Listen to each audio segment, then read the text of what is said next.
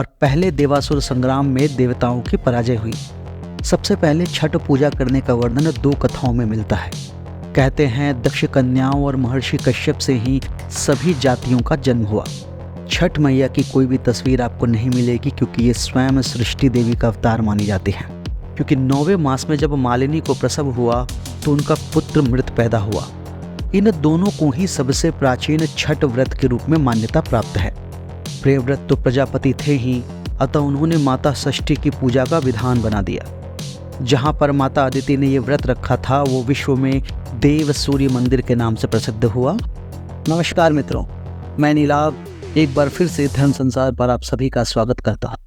कुछ दिनों में ही छठ महापर्व आरंभ हो रहा है। छठ महापर्व पर हमने एक वीडियो पहले ही प्रकाशित कर रखा है, जिसका लिंक हम डिस्क्रिप्शन में दे रहे हैं। यदि आपकी इच्छा हो तो उसे वहां जाकर पहले देख सकते हैं। ये तो हम सभी जानते हैं कि नहाय खाए, जिसे हम कद्दू भात भी कहते हैं, उससे आरंभ होने वाला यह महापर्व खरना, संध्या अर्घ एवं प्रातः अर्घ पर समाप्त होता है। छठ मैया की कोई भी तस्वीर आपको नहीं मिलेगी क्योंकि ये स्वयं सृष्टि देवी का अवतार मानी जाती है। साथ ही ये पर्व किसी लिंग विशेष के लिए नहीं है, अपितु स्त्री और पुरुष दोनों इस व्रत को रख सकते हैं। किंतु जब बात छठ पूजा के आरंभ की आती है तो इसके बारे में अलग अलग मत हैं। सबसे पहले छठ पूजा करने का वर्णन 2 कथाओं में मिलता है। एक तो मनु महाराज के पुत्र प्रियव्रत द्वारा और दूसरा दक्ष पुत्री एवं देवमाता अदिति के द्वारा। इन दोनों को ही सबसे प्राचीन छठ व्रत के रूप में मान्यता प्राप्त है। परमपिता ब्रह्मा के पुत्र हुए प्रजापति दक्ष। इनकी 13 कन्याओं का विवाह महर्षि मारीचि के पुत्र महर्षि कश्यप से हुआ। कहते हैं दक्ष कन्याओं और महर्षि कश्यप से ही सभी जातियों का जन्म हुआ। इसके विषय में भी हमने एक वीडियो प्रकाशित किया है, जिसका लिंक हम डिस्क्रिप्शन में डाल रहे हैं। यदि आप चाहें तो उसे वहां जाकर देख सकते हैं। तो जिन 13 कन्याओं का विवाह महर्षि कश्यप के साथ हुआ, उनमें से सबसे ज्येष्ठ थी अदिति। उनसे ही सभी देवताओं का जन्म हुआ, जिन्हें आदित्य कहा गया। प्रजापति दक्ष की दूसरी पुत्री दिति से सभी दैत्यों का जन्म हुआ, तो इस प्रकार दैत्य देवताओं के छोटे भाई हुए। समय के साथ साथ देवों और दैत्यों में वैमनस्व बढ़ता गया, जिसने अंततः देवासुर संग्राम का रूप ले लिया। दैत्य स्वाभाविक रूप से देवों से अधिक शक्तिशाली थे और साथ ही साथ मायावी भी। त्रिदेवों के तटस्थ रहने के कारण उनकी सहायता देवताओं को नहीं मिल पाई और पहले देवासुर संग्राम में देवताओं की पराजय हुई। दैत्यों ने स्वर्ग सहित तीनों लोकों पर अपना अधिकार जमा लिया। तब देवों की माता अदिति परमपिता ब्रह्मा के पास गई और उनसे अपनी स्थिति बताई। तब ब्रह्मदेव ने उन्हें स्वयं से उत्पन्न देवसेना, जो कि षष्ठी देवी के नाम से जानी जाती है, उनकी पूजा करने को कहा। तब माता अदिति ने 100 वर्षों तक षष्ठी देवी की आराधना की और उनकी तपस्या से प्रसन्न होकर षष्ठी देवी ने उन्हें दर्शन दिए और 4 दिनों का अत्यंत कठिन व्रत रखने को कहा। उस व्रत की समाप्ति के बाद माता ने प्रसन्न होकर उन्हें वरदान मांगने को कहा। तब अदिति ने उन्हें अपनी स्थिति बताई, जिसे सुनकर षष्ठी देवी ने उन्हें एक सर्वगुण संपन्न पुत्र का आशीर्वाद दिया। उनके वरदान के फल स्वरूप माता अदिति को त्रिदेवों के गुणों से युक्त एक पुत्र की प्राप्ति हुई, जिनका नाम आदित्य हुआ। यही आदित्य बाद में जाकर विवस्वान या सूर्य के रूप में प्रसिद्ध हुए। तब देवताओं ने आदित्य के तेज को साथ लेकर दैत्यों पर आक्रमण किया और अंततः विजय प्राप्त की। माता अदिति द्वारा रखे गए इस 4 दिन के व्रत को ही प्रथम छठ पूजा माना जाता है। माता षष्ठी ही बाद में अपभ्रंश होकर छठ माई कहलाने लगी। जहां पर माता अदिति ने यह व्रत रखा था वो विश्व में देव सूर्य मंदिर के नाम से प्रसिद्ध हुआ, जो बिहार के औरंगाबाद जिले के देव नामक गांव में है। यह मंदिर भी अपने आप में चमत्कारी मंदिर है और इसके चमत्कार के समक्ष तो स्वयं औरंगजेब जैसा पापी भी नतमस्तक हो गया था। माता अदिति द्वारा किए जाने और आदित्य के जन्म के कारण ही छठ पूजा में भगवान सूर्य नारायण का इतना महत्व है। यही कारण है कि छठ में हम अस्त होते हुए और उदित होते हुए सूर्य नारायण को अर्घ्य देते हैं और हमें जीवन देने के लिए उनका धन्यवाद अदा करते हैं। इस पर्व का महत्व इतना अधिक है कि इसे महापर्व की संज्ञा दी गई है। अब आते हैं पुरुष द्वारा की गई सबसे पहली छठ पूजा पर। तो ये तो हम सभी को पता है कि छठ पूजा लिंग विशेष पूजा नहीं है और इसे स्त्री और पुरुष दोनों कर सकते हैं। पुराणों में भी देवी अदिति और प्रियव्रत द्वारा सर्वप्रथम इस पूजा को करने का प्रसंग आया है। माता अदिति की पूजा की कथा तो हमने सुन ली, अब बात करते हैं प्रियव्रत की कथा की।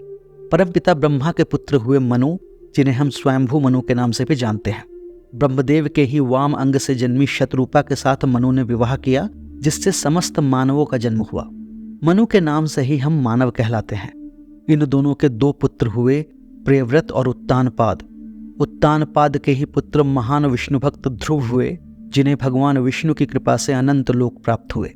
मनु के दूसरे पुत्र प्रियव्रत की कोई संतान नहीं थी। उनकी पत्नी का नाम था मालिनी।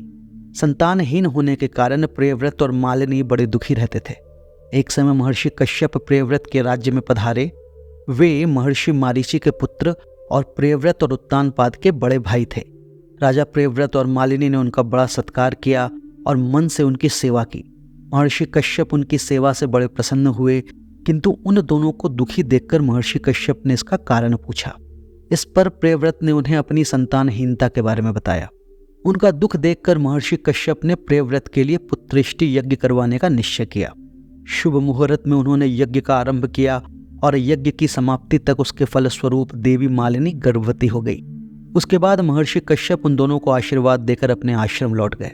राजा प्रियव्रत और मालिनी अपने होने वाले पुत्र के बारे में सोचकर बहुत प्रसन्न रहते थे, किंतु उनकी यह प्रसन्नता अधिक देर तक ना रही, क्योंकि 9वें मास में जब मालिनी को प्रसव हुआ तो उनका पुत्र मृत पैदा हुआ। ये देखकर प्रियव्रत के दुख का ठिकाना न रहा और वो पुत्र वियोग में उसका शव लेकर वन वन भटकने लगे। उसी शोक में एक दिन उन्होंने अपने प्राणों का अंत करने का निश्चय किया और स्वयं को भस्म करने के लिए अग्निकुंड की ओर दौड़े। इससे पहले कि वे आत्मदाह कर पाते, अचानक स्वर्ग से एक दिव्य विमान उनके सामने उतरा और उससे एक देवी प्रकट हुई। उनका रूप और तेज देखकर प्रियव्रत ने उनसे उनका परिचय पूछा। तब उस देवी ने कहा कि हे राजन, मैं परमपिता ब्रह्मा की मानस पुत्री देवसेना हूँ। मेरा प्रादुर्भाव ब्रह्मा जी के 6ठे अंश से हुआ है, इसीलिए मेरा एक नाम षष्ठी भी है। किंतु आप क्यों अपने जीवन का अंत करना चाहते हैं? तब प्रियव्रत ने उन्हें बताया कि किस प्रकार उनका पुत्र मृत पैदा हुआ है। ये जानकर उस देवी ने उनके मृत पुत्र को स्पर्श किया और उनके स्पर्श से वो शिशु तत्काल जीवित हो क्रंदन करने लगा। जब प्रियव्रत ने ये चमत्कार देखा तो उन्होंने भिन्न भिन्न प्रकार से उस देवी की पूजा की। जिस दिन देवसेना ने प्रियव्रत के पुत्र को जीवित किया था वो कार्तिक मास की षष्ठी तिथि थी। तब प्रियव्रत ने उनसे कहा कि वे उनकी और क्या सेवा कर सकते हैं। इस पर षष्ठी माता ने कहा कि वे चाहती हैं कि पृथ्वी पर उनकी पूजा सदा होती रहे। प्रियव्रत तो प्रजापति थे ही, अतः उन्होंने माता षष्ठी की पूजा का विधान बना दिया। सर्वप्रथम उन्होंने स्वयं कठिन व्रत रखकर उनकी पूजा की और तब से लेकर आज तक वो क्रम चलता आ रहा है। इन्हीं देवसेना या षष्ठी देवी को आज हम छठी मैया के नाम से जानते हैं। दक्षिण भारतीय धार्मिक ग्रंथों के अनुसार इन्हीं देवसेना का विवाह बाद में महादेव के ज्येष्ठ पुत्र कार्तिकेय से हुआ। तो ये था स्त्री और पुरुष द्वारा की गई सबसे पहली छठ पूजा का इतिहास। हम छठी माई से ये प्रार्थना करते हैं कि इस वर्ष वे आपके सभी दुखों का निवारण करें। यदि ये वीडियो आपको अच्छा लगा हो तो इसे लाइक करें, शेयर करें और हमारे चैनल को सब्सक्राइब करें। जय छठी मैया।